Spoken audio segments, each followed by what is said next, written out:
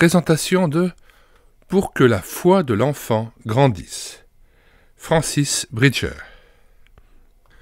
Comment pouvons-nous aider les enfants à connaître Dieu?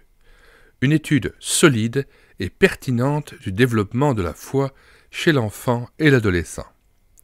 Ce livre a reçu le premier prix, toute catégorie, du livre évangélique francophone en 1997. Lecture de l'avant-propos.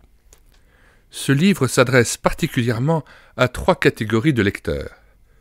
Ceux qui sont engagés dans un ministère spécialisé auprès des enfants.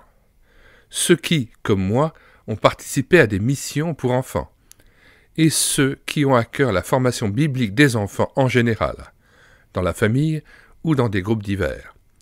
D'autres pourront le trouver utile, et dans ce cas j'en serais ravi, mais j'écris en ayant particulièrement ces 3 groupes en vue. Le ministère auprès des enfants est un grand privilège et une grande responsabilité. Au moment où leur personnalité se forme, il peut être décisif pour leur vie future de leur parler de Christ. Nous devons donc, selon les paroles intimes de Jésus, avoir la prudence des serpents et la simplicité des colombes. Matthieu 10, verset 16. Pour cela, la compétence doit s'accompagner de sensibilité. Par ailleurs, l'influence d'un adulte peut être considérable. C'est pour cette raison que j'ai essayé de conjuguer 2 aspects vitaux d'un ministère efficace auprès des enfants. Dans la première partie, nous considérerons différentes théories du développement psychologique de l'enfant. On a beaucoup réfléchi et travaillé sur ce thème récemment, mais peu d'ouvrages sont réellement accessibles aux non-initiés. En partant d'une situation fictive de 2 enfants, j'ai cherché à dégager un nombre important d'éléments qui pourront éclairer notre compréhension et faire de nous de meilleurs serviteurs de Dieu. Mais cette approche psychologique soulève inévitablement des problèmes théologiques. Ceux-ci ont alimenté de nombreux débats parmi évangélistes et personnes engagées dans le travail parmi les enfants. Toutefois, les thèses sur le développement de l'enfant jettent une lumière intéressante dans cette réflexion et suscitent de nouvelles questions. Nous consacrerons la 2e partie à l'étude détaillée de ces problèmes, sans perdre de vue leurs aspects pratiques. J'espère donc que le lecteur sera amené à découvrir de nouvelles idées, à réfléchir sur de nouvelles pistes et à mieux comprendre le ministère auprès des enfants.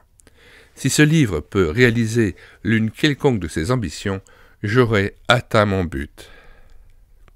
Nous mettons dans les commentaires de cette vidéo les 2 maisons d'édition chrétiennes qui possèdent encore cet ouvrage. Il n'en reste que 2 exemplaires encore à la CLC Librairie Chrétienne. Nous mettons le lien d'accès direct à la CLC et précisément à la page d'achat de cet ouvrage.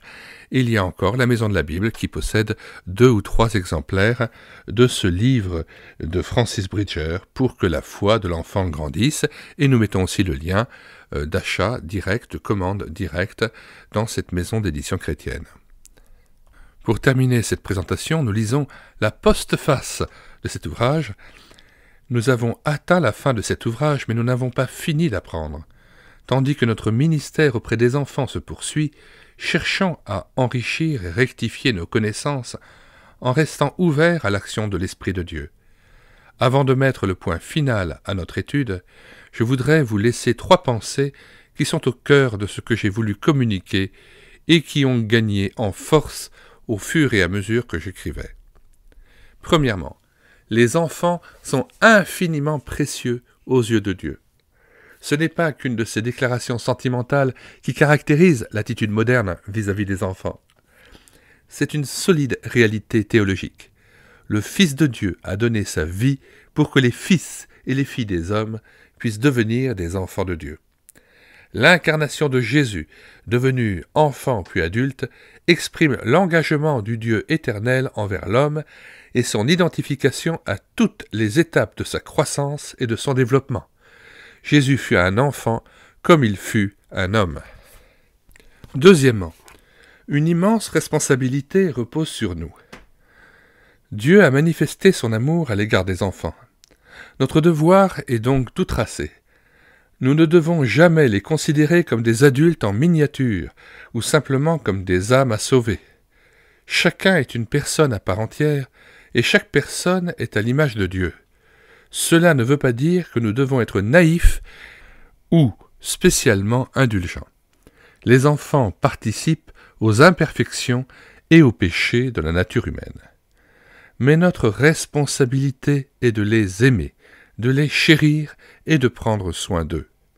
Gardons-nous de jamais manipuler leur jeune cœur ou leur esprit, même avec les meilleures intentions. Nous, adultes, n'oublions ni leur vulnérabilité, ni notre pouvoir. Dans notre évangélisation, souvenons-nous que nous ne sommes que des serviteurs de l'Évangile et des bergers du troupeau de Dieu. Nous ne sommes pas les chiens qui tournent autour des brebis pour les faire entrer dans l'enclos que nous avons fabriqué. Dieu ne saurait s'en réjouir. Troisièmement, Dieu nous appelle à comprendre. Cela implique la volonté de nous intéresser à la théologie et à la psychologie de l'enfant.